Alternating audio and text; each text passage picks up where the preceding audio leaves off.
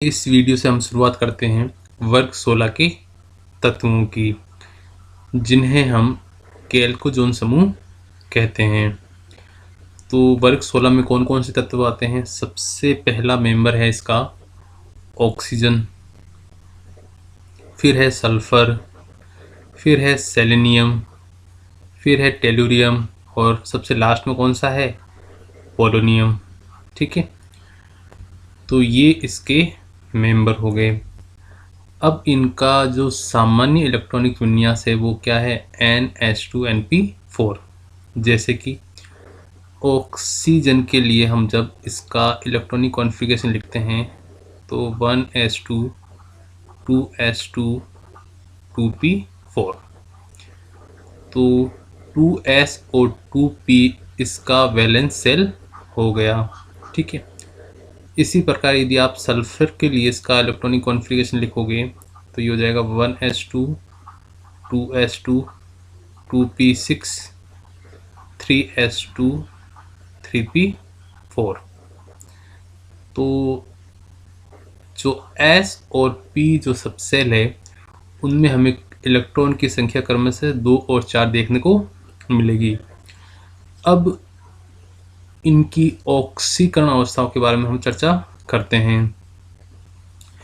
तो आप सभी को पता है जो ऑक्सीजन है उसका जो सर्वाधिक जो ऑक्सीकरण अंक हमें देखने को मिलता है वो कौन सा है? -2। इसके अलावा कई एग्जाम्पल ऐसे भी है जहां हमें इसकी जो ऑक्सीडेशन स्टेट है वो क्या देखने को मिलती है? -1।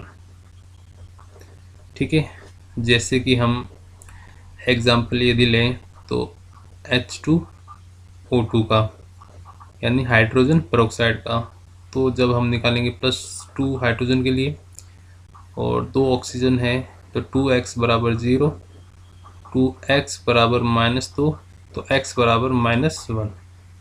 ठीक है, तो मोस्टली जो ऑक्सीजन का जो ऑक्सीकरण अंक होता है वो क्या होता है? -2।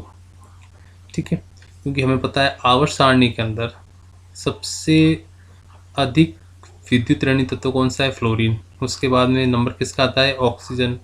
और उसके बाद में नंबर किसका आता है? नाइट्रोजन। इस पे आपको चार्ज कितना देखने को मिलेगा? -1, इस पे -2 और इस पे -3। अब जो सल्फर है इसका भी ऑक्सीकरण अंक जो है वो -2 ही ज़्यादा स्टेबल है, लेकिन जो सल्फर है वो तीसरे आवर्त का होने के कारण इसके पास में एक चीज़ क्या है? इसके पास में वैकेंट d ऑर्बिटल है। तो ये क्या कर सकता है? अपने p तथा s से इलेक्ट्रॉन को कहाँ भेज सकता है? d के अंदर, और धनात्मक ऑक्सीकरण अंक भी शो कर सकता है, जैसे कि यहाँ पे 2 4 और 6। अब बात करते हैं सेलेनियम की। तो यहाँ इसके लिए जो -2 ऑक्सीकरण अंक है वो अस्थायी हो चुका है, क्योंकि हम जानते हैं कि हम जब वर्ग में ऊपर से नीचे की ओर आते हैं तो विद्युत ऋणता का मान घटता है। तो अब इसके लिए जो धनात्मक वाली जो ऑक्सीकरण अवस्थाएं हैं, या जैसे कि 2 4 और 6, ये ज़्यादा स्टेबल हो जाएगी। इसी प्रकार जो बाकी सदस्य है टेलुरियम और पोलोनियम, तो इनमें भी जो धनात्मक वाली ऑक्सीकरण अवस्थाएं वो ज़्यादा स्टेबल होती है। ठीक है, तो ये कहानी थी इनके ऑक्सीकरण अंक की। अब हम चर्चा करेंगे इनकी आयनन ऊर्जाओं के बारे में। तो सामान्यतः हमें पता है वर्ग में ऊपर से नीचे की ओर जाने पर आयनन ऊर्जा का मान घटता है, क्योंकि जो परमाणु का आकार होता है वो क्या होता है? कोष की संख्या बढ़ने के साथ बढ़ता है। और आवर्त के अंदर हम जब बाएं से दाएं चलते हैं तो प्रभावी नाभिक के आवेश में वृद्धि होने के कारण आयनन ऊर्जा का मान घटता है। ठीक है, तो ये आप सभी को पता है। अब इससे रिलेटेड क्वेश्चन जो कि पूछा जाता है कि वर्ग 16 के तत्वों की तुलना में जो वर्ग 15 के तत्व हैं इनकी आयनन ऊर्जा का मान अधिक होता है, या मैं कहूँ कि वर्ग 16 के लिए आयनन ऊर्जा का मान वर्ग 15 के तत्वों की आयनन ऊर्जा से कम होता है। तो इसका रीजन इनके इलेक्ट्रॉनिक कॉन्फ़िगरेशन में है। तो हम दोनों के एक एक समूह को या एक एक एलिमेंट को लेकर इसका कंपैरिजन करते हैं। तो वर्ग 15 का हमने कौन सा तत्व लिया है? नाइट्रोजन। और वर्ग 16 का कौन सा लिया है? ऑक्सीजन। तो नाइट्रोजन का जो इलेक्ट्रॉनिक कॉन्फ़िगरेशन है वो क्या है? P3, जबकि जो ऑक्सीजन है उसका इलेक्ट्रॉनिक कॉन्फ़िगरेशन क्या है? P4। और हम जानते हैं कि कोई भी पूर्ण पूरित इलेक्ट्रॉनिक विन्यास होता है वो सबसे ज़्यादा स्थायी होता है। उसके बाद में नंबर किसका आता है? अर्धपूरित का।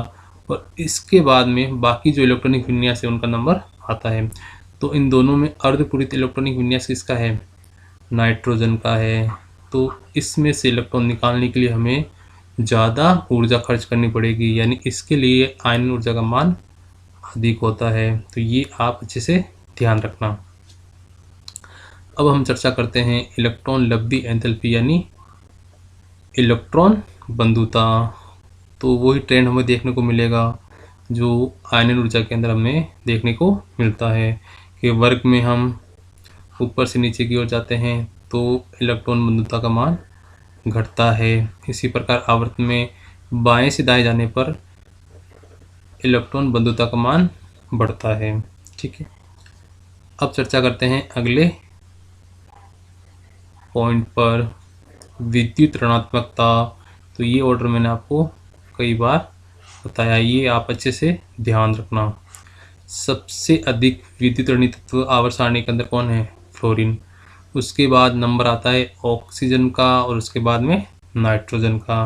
और ये सभी आप जानते हो कि वर्ग में ऊपर से नीचे जाने पर इलेक्ट्रोनेगेटिविटी का मान घटता है और आवर्त में बाएं से दाएं जाने पर इलेक्ट्रोनेगेटिविटी का मान बढ़ता है। ठीक है, तो ये कहानी थी इनके जनरल प्रॉपर्टीज़ के बारे में।